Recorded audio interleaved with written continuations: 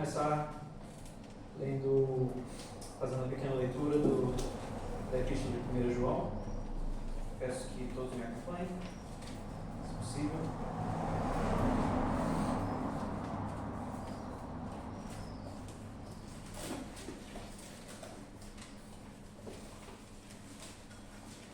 João, capítulo 4, versículo 7.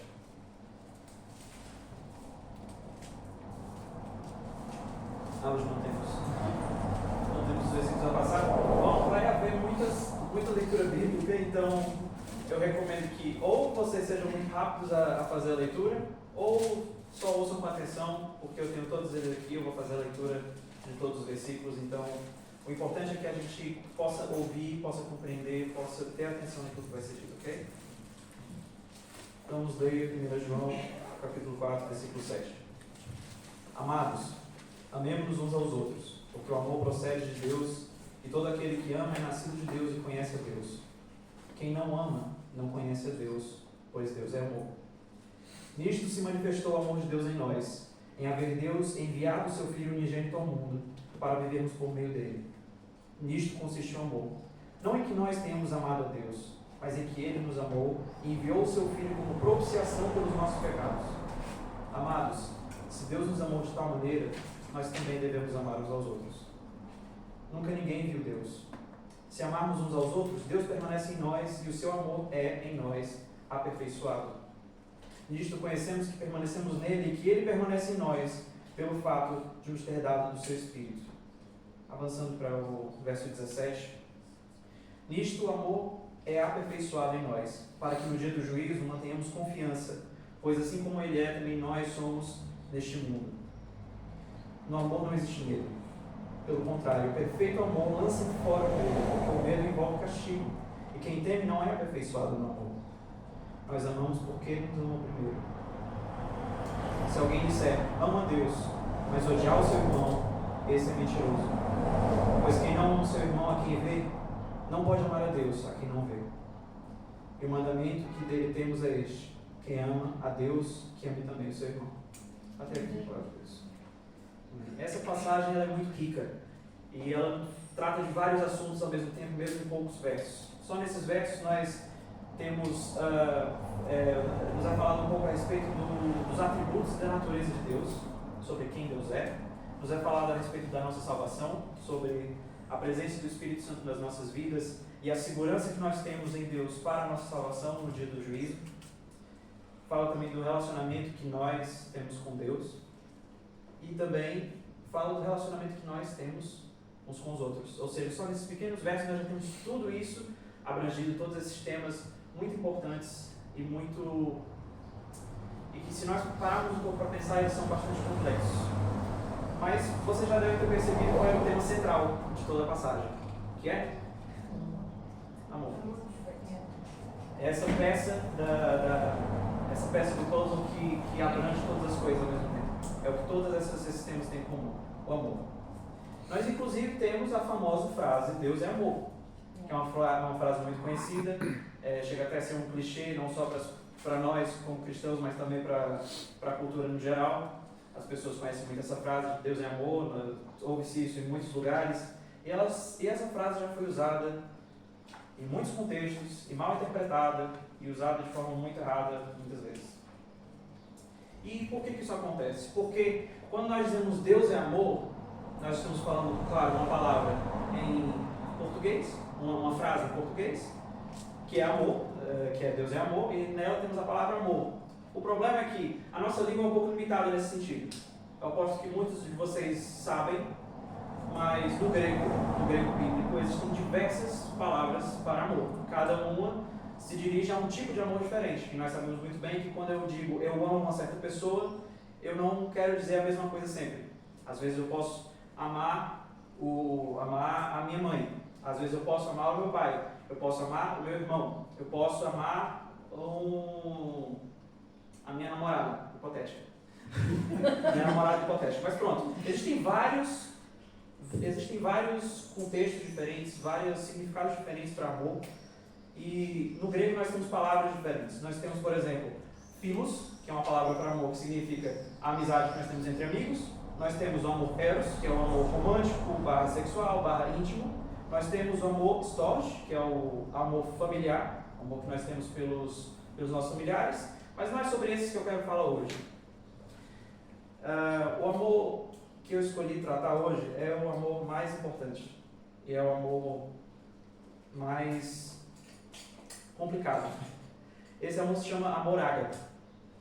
Ágape tem o sentido de amor, mas a definição de amor ágape é amor perfeito, amor incondicional, amor de entrega. Ou seja, não é exatamente o amor que você tem pelo seu colega de escola, não é exatamente o amor que você tem pelos seus amigos. É um amor muito mais profundo. E para que nós entendamos o quão importante é o amor no contexto bíblico, nós temos que passar por algumas outras passagens. Porque eu tenho que dizer para vocês, amor é muito mais importante do que a gente pensa. Amar outras pessoas, aos olhos da Bíblia, é algo muito importante. E às vezes nós nos distraímos com tantas outras coisas que estão na Bíblia, que são verdade, que são palavra de Deus, mas nós nos esquecemos que o centro de todas essas coisas é o amor. Para isso, podemos abrir em Mateus, capítulo 22, versículo 34. É uma leitura rápida e aqueles que já encontraram podem me acompanhar. Entretanto, os fariseus, sabendo que Jesus havia silenciado os saduceus, reuniram-se em conselho. E um deles, intérprete da lei, querendo pôr Jesus à prova, perguntou-lhe: Mestre, qual é o grande mandamento da lei? Jesus respondeu: Ame o Senhor seu Deus, de todo o seu coração, de toda a sua alma e todo o seu entendimento. Este é o grande e primeiro mandamento. O segundo, semelhante a este, é: ame ao teu próximo como a si mesmo. Destes dois mandamentos dependem toda a lei e os profetas. Isso bom, todos nós sabemos as várias e várias leis que existem no livro de Levítico, por exemplo. Né? Nós sabemos que existem muitas leis mosaicas, as leis do tempo de Moisés. Existem muitos mandamentos, existem aqueles que nós conhecemos, os 10 mandamentos. Mas o que Jesus está dizendo aqui é que toda a lei se baseia nessas duas coisinhas: amar a Deus, amar o próximo. Só duas coisas. Amar a Deus com todo o seu coração, com toda a sua alma, com todo o seu entendimento. E depois é amar o próximo como a ti mesmo. Só essas duas coisas. E eu gostaria de fazer uma pergunta aqui hoje, para todos vocês que estão aqui. Quantos aqui hoje amam a Deus? Peço para levantar a mão. Ok. Quantos aqui amam o próximo? Ok. O meu propósito hoje é fazer vocês questionarem o que vocês acabaram de responder, certo? Porque amar é algo muito que a gente pensa que é muito simples, mas que é muito difícil. E basta chegar em certas circunstâncias da nossa vida que a gente se apercebe que amar não é tão fácil como a gente achava que é. Então, se nós formos para 1 Coríntios capítulo 13, a partir do versículo 1, diz o seguinte: ainda que eu fale as línguas dos homens e dos anjos, se eu não tiver amor, serei como bronze que soa ou como um símbolo que retina. Ainda que eu tenha o dom de profetizar e conheça todos os mistérios e toda a ciência, ainda que eu tenha tamanha fé ao ponto de transportar montes, se não tiver amor, nada serei. E ainda que eu distribua todos os meus bens entre os pobres, e ainda que eu entregue o meu próprio corpo para ser queimado, se eu não tiver amor, isso nada me adiantará. O amor é paciente e bondoso. O amor não arde em ciúmes, não se envaidece, não é orgulhoso, não se conduz de forma inconveniente, não busca os seus interesses, não se irrita, não se ressente do mal. O amor não se alegra com a injustiça, mas se alegra com a verdade. O amor tudo sofre, tudo crê, tudo espera, tudo suporta. Todos continuam amando a Deus, amando os irmãos? Amém. Amém. Eu também nunca fico impaciente, eu também nunca fico com ciúme de nada e também nunca fico orgulhoso de coisa nenhuma. A verdade é que, ok, agora saindo da brincadeira, né? Todas essas coisas, a gente sabe que a gente falha em muitas dessas coisas, a gente sabe. E o que isso quer dizer? O que isso nos mostra? É que o nosso amor não é tão puro assim. O nosso amor não é verdadeiro, não é perfeito. Se nós formos também ler Mateus capítulo 5, versículo 43, que é parte do Sermão do Monte, do grande sermão dado por Jesus. Mas, Jesus diz o seguinte: vocês ouviram o que foi dito, ame o seu próximo, odeie o seu inimigo. Eu, porém, lhes digo, amem a seus inimigos e orem pelos que perseguem vocês, para demonstrarem que são filhos do Pai de vocês que está nos céus, porque Ele faz o seu sol nascer sobre maus e bons, e vir chuva sobre justos e injustos. Porque se vocês amam aqueles que os amam, que recompensa terão? Os publicanos também não fazem o mesmo? E se saudarem somente os seus irmãos, o que estão fazendo demais? Os gentios também não fazem o mesmo? Portanto, sejam perfeitos, como é perfeito o Pai de vocês que está no céu. No fim das contas, amar é muito mais difícil do que parece. O mundo tem os seus próprios padrões de amor, mas eles não são perfeitos. No mundo mau que nós vivemos, os nossos conceitos de amor são só imitações baratas do amor verdadeiro. E se eu me bastar por esses conceitos mundanos de amor, o meu serviço, o meu conhecimento, a minha fé, eles são todos vazios de propósito, independente do quão grande eles sejam, independente do quão fantásticos eles sejam. O que acontece é que nós temos, nós como seres humanos caídos e cheios de pecado, nós criamos as nossas próprias versões de amor. Cada um tem a sua forma de amar, cada um tem a sua linguagem de amor, e nós chamamos tudo isso de amor, e é tudo muito lindo, é tudo muito maravilhoso. Mas não é o amor de Deus. A gente pode chamar do que a gente quiser, a gente pode inventar uma língua que tenha 1000 palavras diferentes para amor, mas a gente não pode dizer que é o mesmo amor que Deus espera de nós, que é o mesmo amor que Deus nos dá e que Ele espera de nós. A gente não pode fazer isso. Se a gente faz isso, nós estamos nos iludindo. A pura verdade é que nós não amamos como nós deveríamos. E isso tem que gerar em nós alguma ação.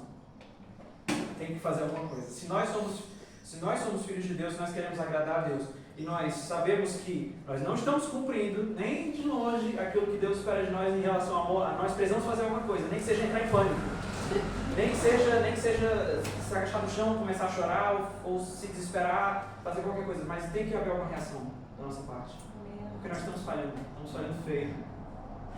E basta a gente pensar, só por um segundo, basta a gente começar a analisar as coisas que a gente fez, as coisas que a gente disse para certas pessoas, perceber que tem pessoas na nossa vida que nós não queremos nem ver à frente.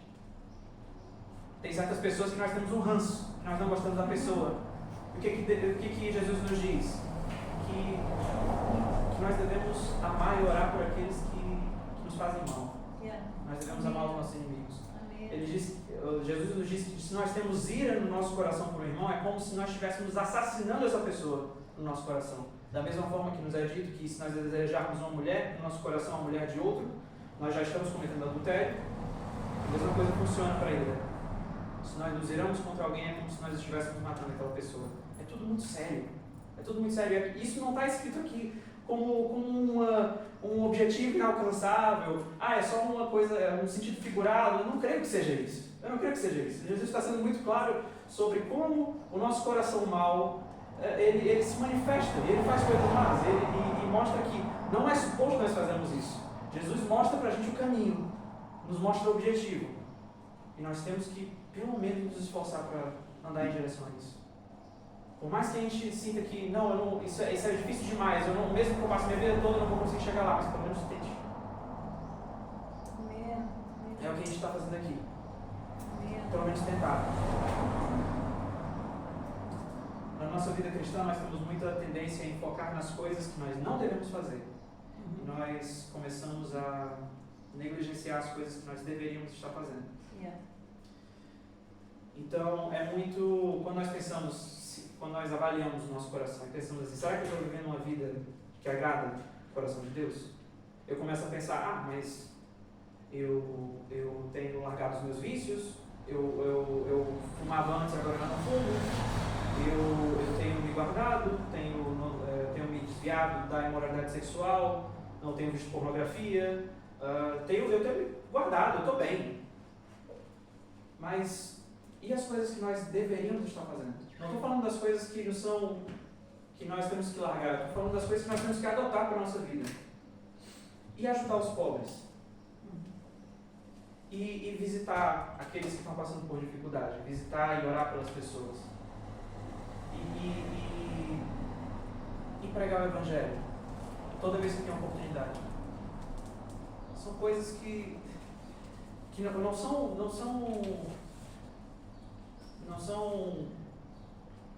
é que é a palavra? Não é uma sugestão que a Bíblia nos dá. Olha, se você quiser pode fazer isso. Não, é um mandamento. Mandamento. Pregar o Evangelho é um mandamento. Visitar, cuidar dos enfermos é um mandamento também. Tudo isso são mandamentos, são coisas que nós devemos fazer. E o grande mandamento que Jesus nos disse é amar a Deus e amar o nosso próximo. Se esse é o grande mandamento, nós temos que, com todas as nossas forças, com todo o nosso ser, corresponder a essa verdade, corresponder a esse chamado. Por mais que isso nos custe do nosso tempo, por mais que isso custe da nossa mente, da nossa vida inteira, não importa. Não importa, porque é isso que nós nos entregamos a nossa vida a Jesus e isso significa alguma coisa. Isso precisa significar alguma coisa. Não pode ser só porque eu aceitei a Jesus e pronto, eu vou à igreja agora. Não. É eu guiar a minha vida, guiar os meus passos de acordo com aquilo que Deus quer de mim. E Deus quer que eu ame as pessoas. Deus quer que eu ame os outros. Uma passagem que fala sobre isso é Tiago capítulo 4, versículo 17. Aquele, pois, que sabe fazer o bem e não faz, comete pecado. Não basta só não fazer coisas ruins, não fazer aquilo que é errado, mas também fazer aquilo que é o certo.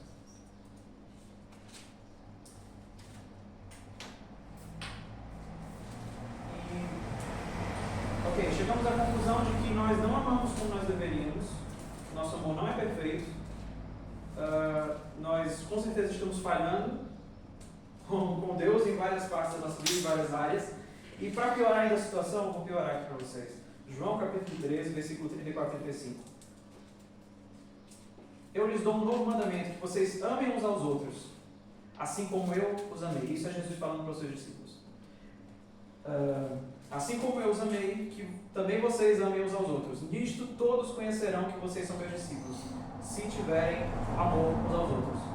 Ou seja, se eu não tenho amor perfeito pelos meus irmãos, eu tenho o direito de dizer que eu sou discípulo de Jesus? Se é através do meu amor que as pessoas vão me reconhecer como discípulo de Jesus. Se eu não amo, eu posso dizer que eu sou discípulo de Jesus? Complicado. E se nós voltarmos para o texto que nós começamos, em 1 João, só que 1 João, capítulo 4, só que a partir do versículo 12 vai dizer: nunca ninguém viu Deus. Se amarmos uns aos outros, Deus permanece em nós e o seu amor é em nós aperfeiçoado.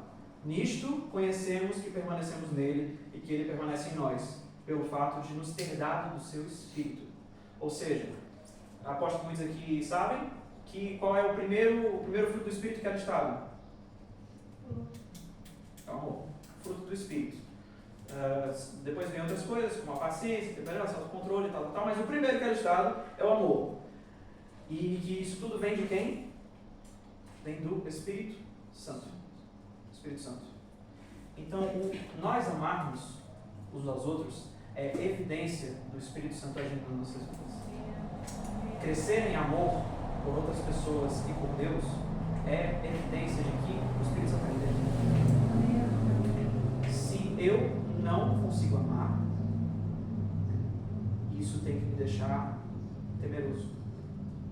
Se eu não consigo amar, se eu não amo, isso tem que me deixar, no mínimo, assustado.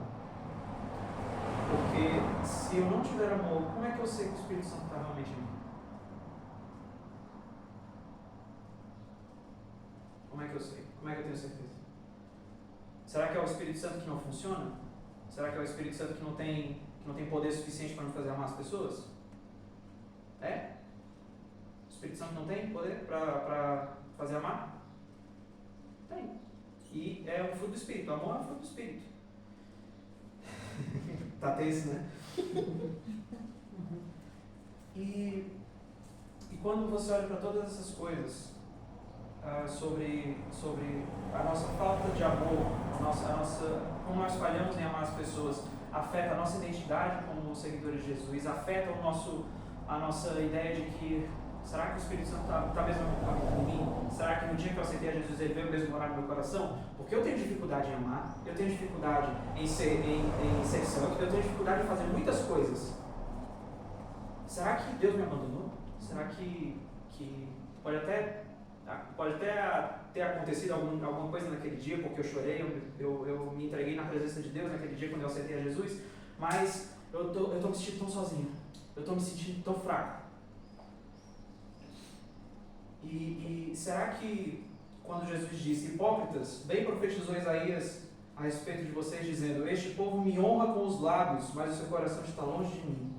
Em vão me adoram, ensinando doutrinas que são preceitos humanos. Preceitos humanos, lembra daquela história de que o amor humano é diferente do amor de Deus? Preceitos humanos, está aqui. Me adoram em vão, ensinando doutrinas que são preceitos humanos. Será que isso se aplica a nós? Será que nós só honramos a Deus com nossos lábios, mas o nosso coração está longe dele? Tudo isso é muito pesado, certo? A gente está tratando de coisas sérias, certo? E eu quero mesmo que vocês todos fiquem com um mínimo de receio dentro de vocês. De tipo, será que eu estou enganando a mim mesmo? Será que eu estou vivendo uma mentira? De achar que está tudo bem comigo, com Deus, mas na verdade eu não estou refletindo Deus na minha vida porque eu não amo bem as pessoas. Eu quero que vocês pensem nisso um pouquinho. É importante que nós pensemos sempre qual é a motivação das nossas ações. O que nos motiva a fazer qualquer coisa? Qualquer coisa. Por exemplo, por que nós fazemos as coisas que fazemos para Deus?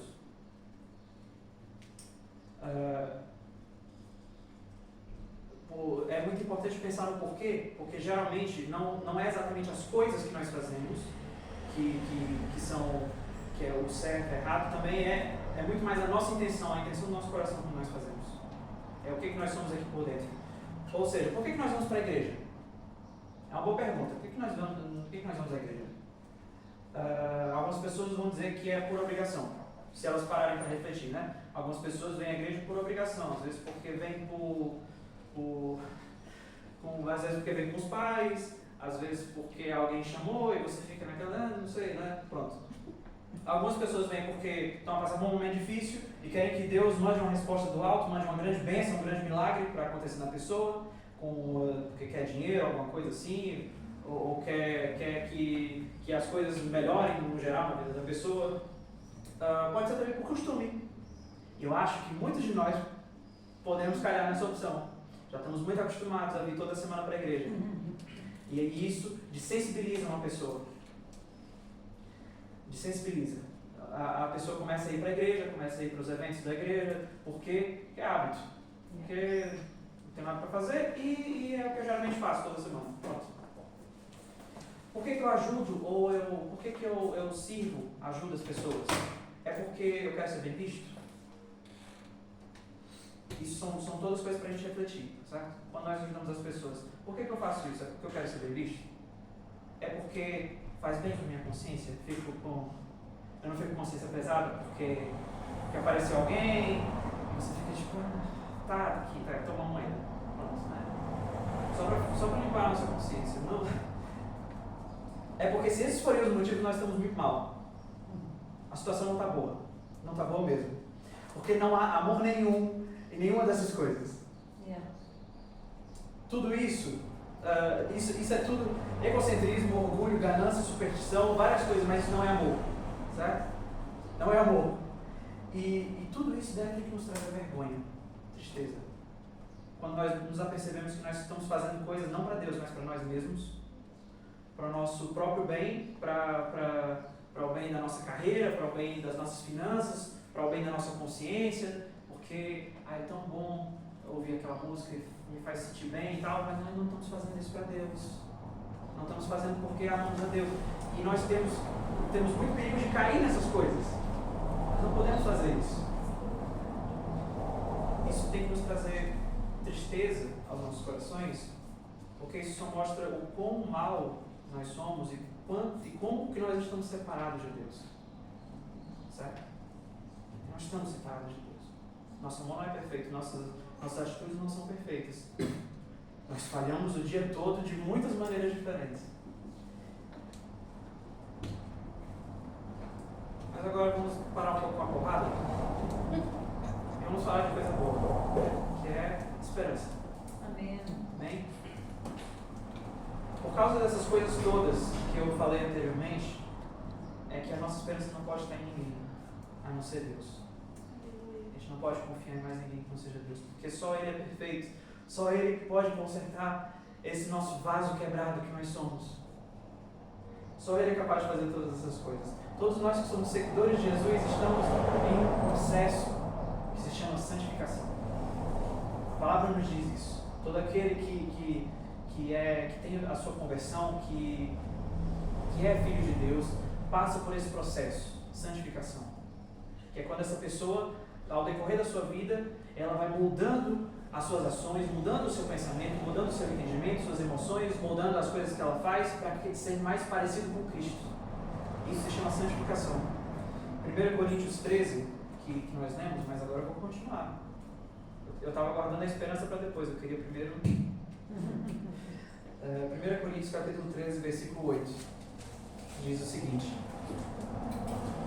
o amor jamais acaba.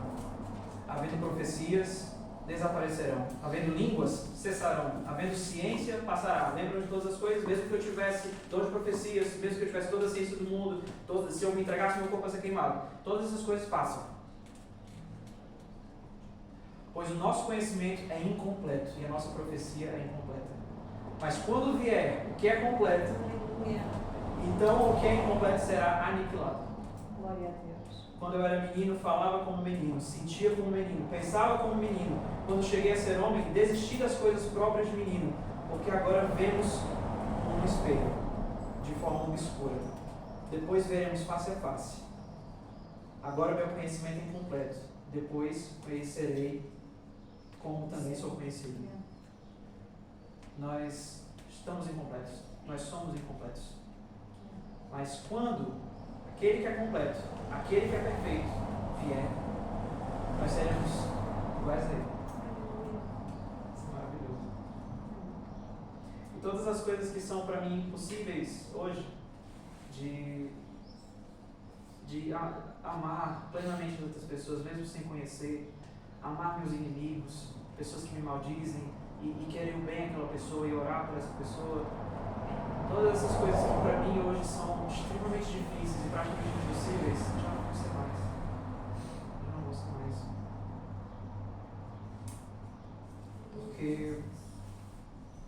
Porque Cristo vai completar a obra que Ele começou em cada um de nós. 1 João capítulo 3, versículo 1 e 2. Vejam que grande amor o Pai nos tem concedido a ponto de sermos chamados filhos de Deus. E de fato somos filhos de Deus por essa razão. Por essa razão o mundo não nos conhece, porque não o conheceu. Amados, agora somos filhos de Deus, mas ainda não se manifestou o que haveremos de ser. Sabemos que quando Ele se manifestar, seremos semelhantes a Ele, porque haveremos de vê-lo como Ele é. Amém. Filipenses capítulo 1, versículo 6. Agora, não. Estou certo de que aquele que começou a boa obra em vocês há de completá-la até o dia de Cristo Jesus. Para concluir, Efésios 4, versículo 31, diz o seguinte: que não haja no meio de vocês qualquer amargura, indignação, ira, gritaria e blasfêmia, bem como qualquer maldade. Pelo contrário, sejam bondosos e compassivos uns com os outros, perdoando uns aos outros, como também Deus em Cristo perdoou vocês. Portanto, sejam imitadores de Deus, como filhos amados, e vivam em paz, como também Cristo nos amou e se entregou por nós, como oferta e sacrifício de aroma agradável a Deus. O que nós podemos concluir de tudo isso? É que amar é um mandamento, primeiro de tudo. É a coisa mais importante que nós temos que lembrar sempre. Amar é um mandamento, não é um sentimento, como nós muitas vezes pensamos. Porque se eu penso no amor como um sentimento, eu não tenho controle nenhum sobre ele. O que eu posso fazer sobre os meus sentimentos? Eu sinto o que eu sinto. Não tem para onde eu fugir. Mas Cristo me chama a amar. Deus me chama a amar as pessoas. Mais do que isso, Ele não deixa eu fazer isso sozinho. Ele não me manda nessa jornada sozinho. Ele manda o Espírito Santo para habitar dentro do meu coração, para me ensinar as coisas que eu não sei. para desenvolver em mim as coisas que eu não consigo. O nosso amor ele pode ser exercitado, ele pode ser desenvolvido, tudo isso pela graça de Deus, pelo poder do Espírito Santo. Amém. Amém? Então,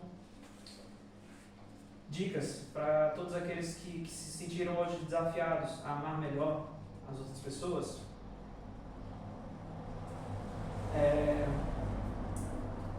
Existe uma forma muito boa de nós desenvolvermos amor por Deus. E essa forma é entender o quanto Ele nos ama e o quão perdoados nós somos, apesar das nossas falhas. Já pensaram nisso? Já pararam para pensar hoje o quão perdoados vocês são?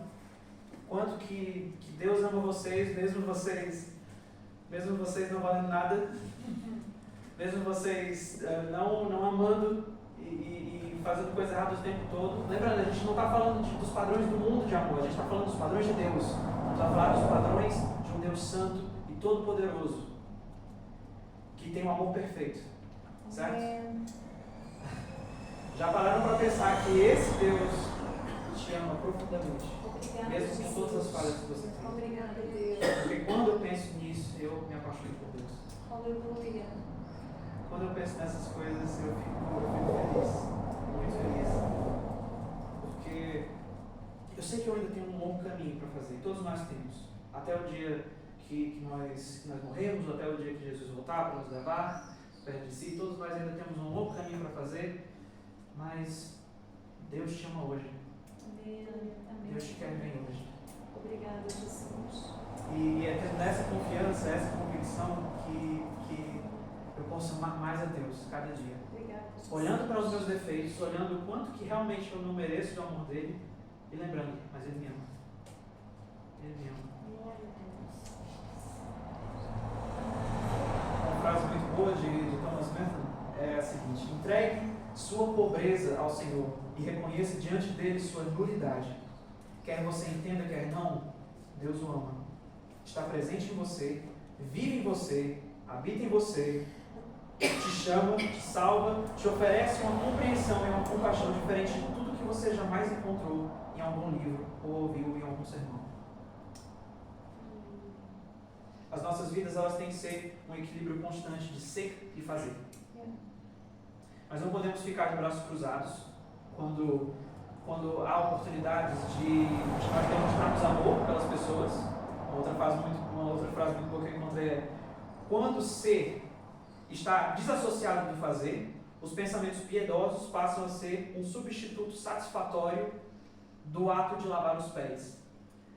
Fazendo referência ao episódio quando Cristo lava os pés dos discípulos, certo? Ele faz um serviço. Cristo, sendo o Rei dos Reis, ele se faz como um servo para lavar os pés dos discípulos. E se nós desassociarmos o ser com o fazer, nós ficarmos só pelo nosso coração, tipo, sim, eu lavaria os pés. Eu lavaria os pés das pessoas, eu serviria as pessoas, mas não faz. Isso não é muito bom também, não é bom. Não é bom. Se eu tenho que olhar para o meu coração e ver se eu tenho um coração disposto a servir as pessoas e fazer. Esse equilíbrio. O equilíbrio entre o fazer e o ser. E acima de tudo, nós não... E agora pelo outro lado, que é o lado mais perigoso. Nós não devemos fazer coisa alguma, seja serviço, seja na igreja, seja no nosso trabalho, seja qualquer lado da nossa vida, sem amor. Também não vale a pena. Toda a sabedoria do mundo, toda a fé do mundo, todo o conhecimento não vale nada se não tiver amor. Amém? Então vamos ficar em pé para concluir o